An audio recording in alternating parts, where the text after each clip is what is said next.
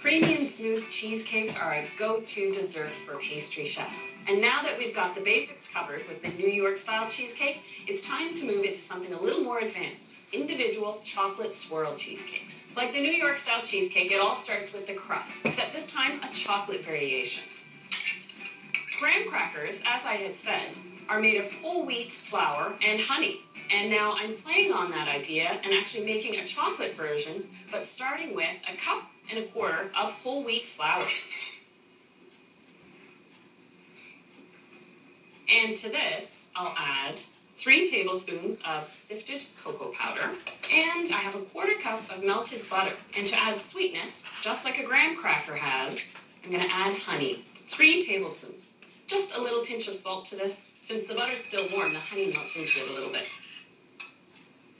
And just stir it until blended. Now, because I'm making individual cheesecakes, I'm not using a spring-form pan this time. I'm using individual ring molds or tart rings. And I'll just put a couple of spoonfuls in the bottom, and then just using my fingers, press it in. There we go.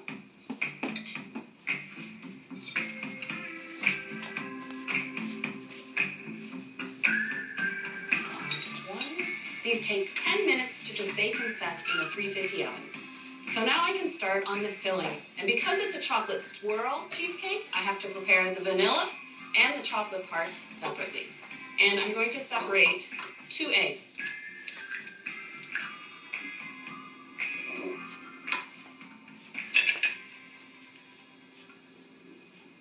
A 1/4 cup of sugar. And to make this easier to whisk, 2 tablespoons of water. Doesn't matter what temperature water. And vanilla bean paste. Or you can use the scraped seeds of half a vanilla bean, so 1.5 teaspoons.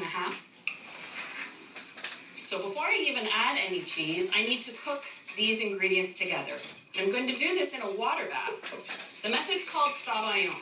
And I'm actually going to make this mixture more than double in volume. It's going to be light and frothy.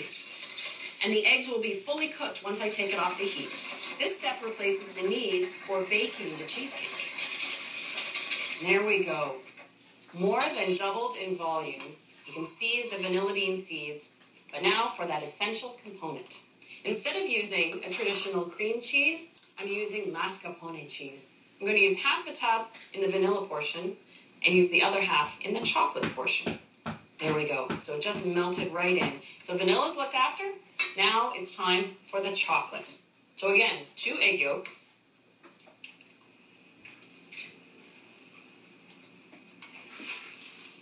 And 1/4 cup of sugar. Instead of water, I'm going to whisk using coffee. I love how coffee enhances the chocolate flavor. So 3 tablespoons. So the same whisking until it's doubled in volume.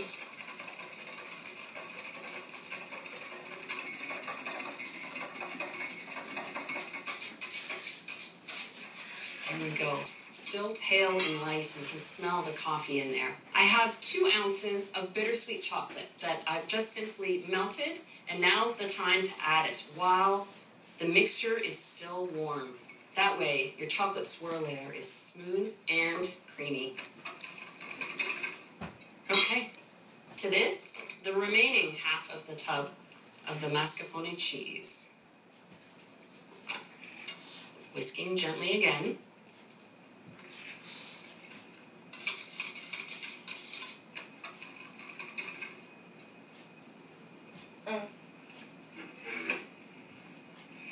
There we go. This version is done and nicely set now.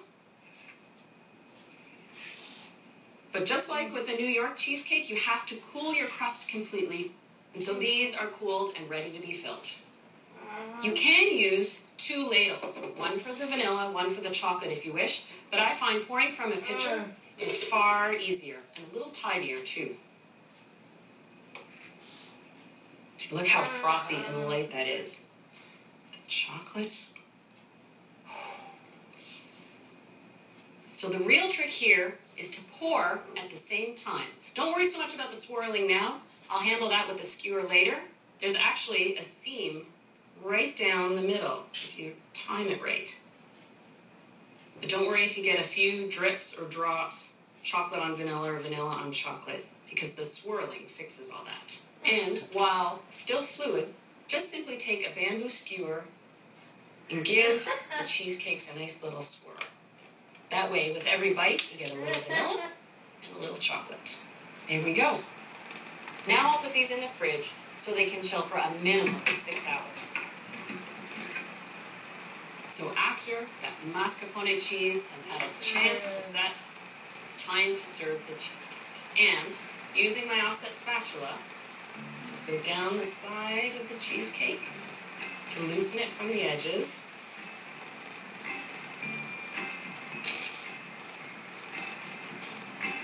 Pop it up and onto your plate.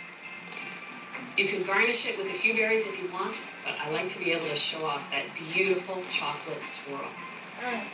So sinfully rich and decadent. So, we've already been inspired by 2 styles of cheesecake. I know you're up for the challenge of the multi-layered key lime cheesecake.